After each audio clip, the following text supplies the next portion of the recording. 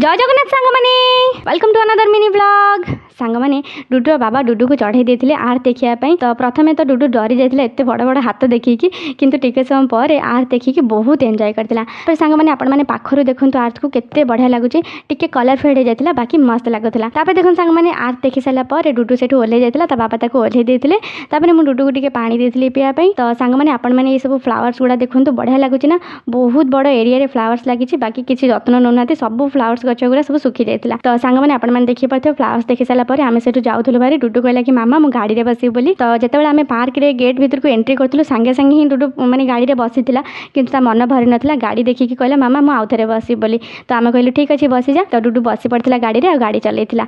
तो सांग मैंने आपण मैंने मिनी ट्रेन को देखुए जोटा कि खराब हो जाए छोट छुआ मान ट्रेनटा भी था। तो खराब सकाशे से चलू नाला डुडु गाड़ी चलाई सारापर ओह्ल पड़ा। Okay bye bye friends video भल लगे लाइक शेयर सब्सक्राइब निश्चिंत करेंगे।